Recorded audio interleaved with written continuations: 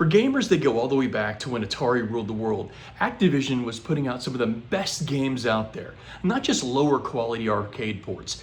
These were largely originals made for the 2600 and worked perfectly within that architecture. Last year, Evercade put out their Activision Collection 1.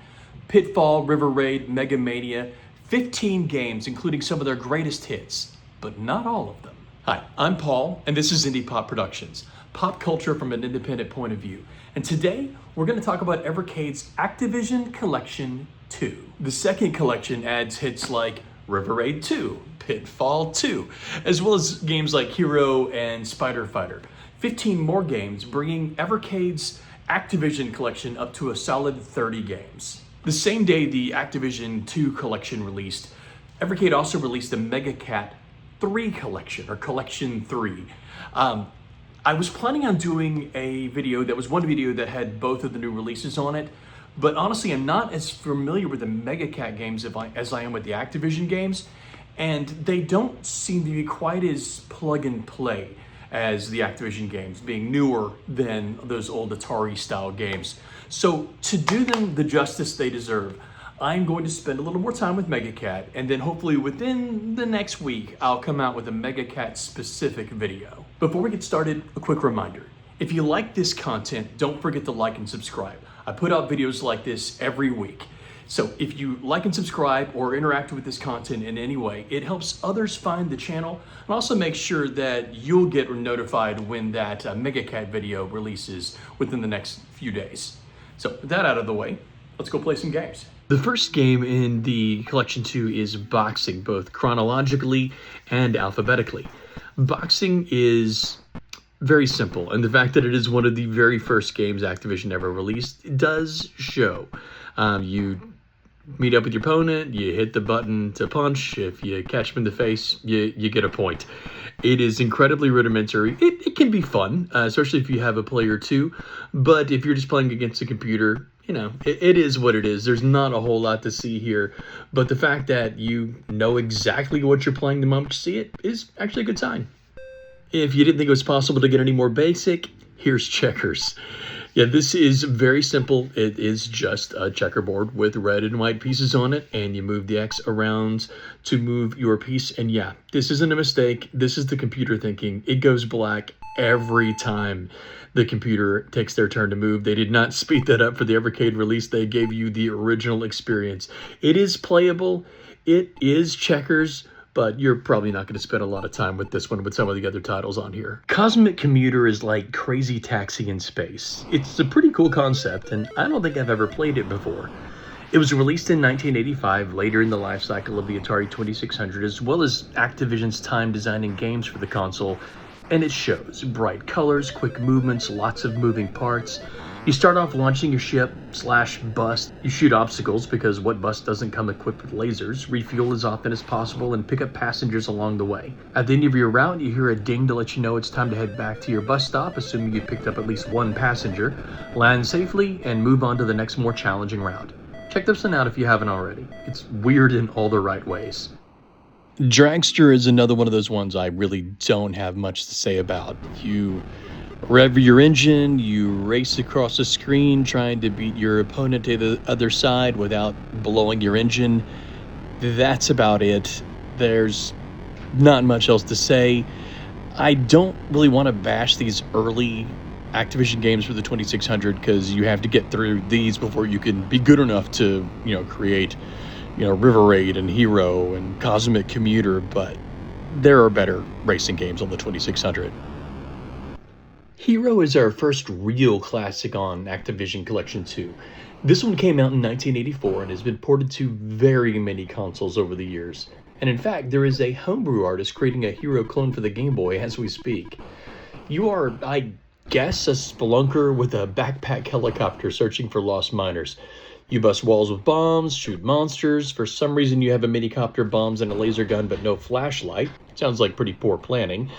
But it's a lot of fun and has stood the test of time. No matter where or how you play your games, I bet you could find a version of Hero.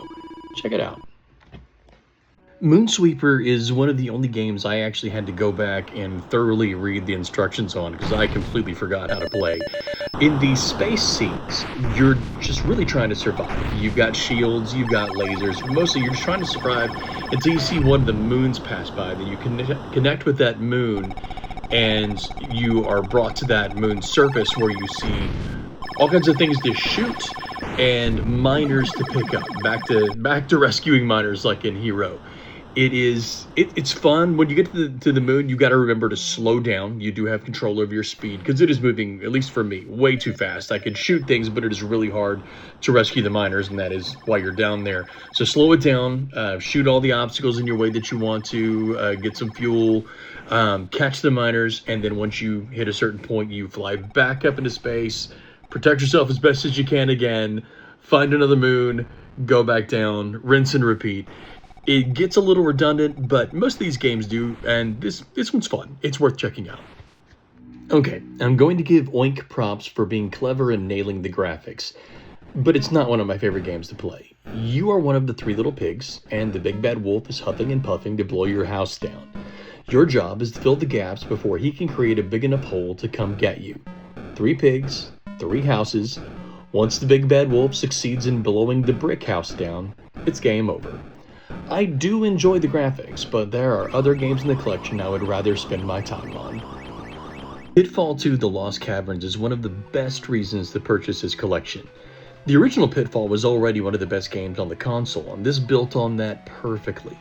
When the game was released in 1984, Activision already felt the 2600 graphics were becoming dated, but you couldn't just skip the 2600 for more powerful consoles. Most people still owned and played the 2600, so the creators packed a special chip in the cart to allow for better graphics and one of the 2600's first fully scored games. As in the first game, you play as Pitfall Harry. You're on a mission to rescue your niece and of course find treasure. Watch out for dangerous animals along the way as they could set you back to your last checkpoint. Pitfall 2 was one of the first games to introduce checkpoints, but the game forces you to watch yourself, backtrack to your last checkpoint if you get killed. Talk about salt in the wound. There is a lot to this game, and I plan on featuring it on a longer form just as soon as I can find a reasonably priced copy for the 5200. Did you think Cosmic Commuters or maybe Oink would be the weirdest game in this collection? Not even close. Plaque Attack is a space shooter in your mouth. You play as a roll of toothpaste, stopping various food items from attacking your teeth. Like Missile Command in its cities, you get points for every tooth you have left at the end of each round. Get enough points, and you earn an extra tooth. But these are aggressive burgers and strawberries. You will eventually end up toothless. One of the silliest ideas for a game that I have ever seen, and I'm a little embarrassed to admit how much fun I had playing it. River Raid 2. If you followed my channel for a while, you may remember that the Atari 5200 version of River Raid received one of my more glowing deep dives. Great game, and while I was aware of the sequel, I've had limited experience with it.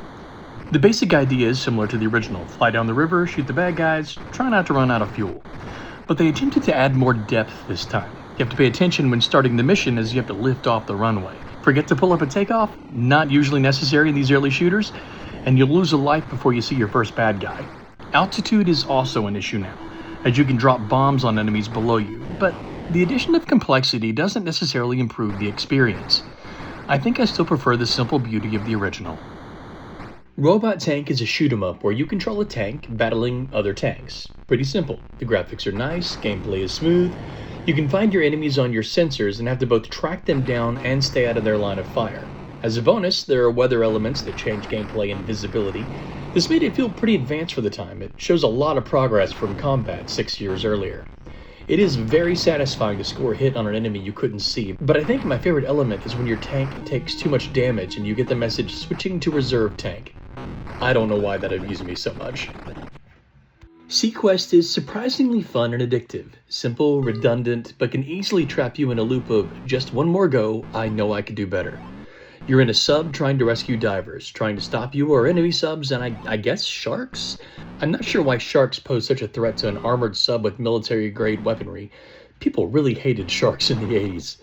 Rise to the surface when you're low on air, which leaves you a sitting duck for enemy attacks, and occasionally causes you to blow up when there are no enemies on the screen. Not sure what that's all about. This was one of my surprise favorites in this collection. I had to force myself to stop and move on to the next game. Skiing is skiing. I mean, this is another one of those year one games for Activision, so it's good and simple. There's just the one screen, go down the slope, bring your little skier through the sets of flags, quick as you can down the slope without crashing into them or anything else. There's really not a lot to say or do here. It's skiing. It's passable. It's fun. Nothing to complain about, but like Checkers and the other year one games, you're probably not going to spend a whole lot of time on this one. Spider Fighter is probably the last of the bangers on Activision Collection 2. This is a fixed shooter where you're trying to protect grapes, strawberries, oranges, and bananas from bugs. I would not have known that if I didn't read it just before making this video. This looks like any other space shooter trying to stop alien invaders. And that's not an insult, it's a fun game, and fast. That might not even be the right word. It is frantic. I died a lot playing this game, but it moved so fast it never really bothered me. I just pushed start and kept going. I think I might need to spend a little more time with the instructions for this one. I'm really not entirely sure what's going on, but it's fun. Stampede. The bad thing about playing these games in alphabetical order is that you can end on an anticlimax. People count down to number 1 for a reason, but Evercade put these games in alphabetical order, so we're ending with Stampede. I should really go easier on these early games. This one came out in Activision's second year, and you can already see the growth. You're a cowboy lassoing calves. If you miss too many, game over. It's cute, it's fun, it really just suffers from being played after some of the greatest games made for the Atari 2600. But taken by itself and in its own time, it's fine. But not too fine. It came out the same year as Asteroids, Warlords, and Missile Command, so I'm not cutting it too much slack. There are still plenty of games that could be put into an Activision Collection 3, but I'd love to see Evercade go beyond the 2600 in their next collection. There are plenty of games that have better versions that were ported to the 5200 and the 7800, and some that never even made it to the 2600 for one reason or another. Going forward, I would love to see Evercade give a little love to the Super System and the Pro System. I enjoyed playing through these old games, some old favorites, some that I haven't thought of in ages, and honestly a few I wasn't terribly familiar with. But I'd love to hear from you. Did you grow up with Activision, or are you just discovering them through Evercade? What are your favorite Activision classics? Thank you for watching, especially those who made it all the way to the end. Don't forget to like and subscribe, and as always, I'll see you next time.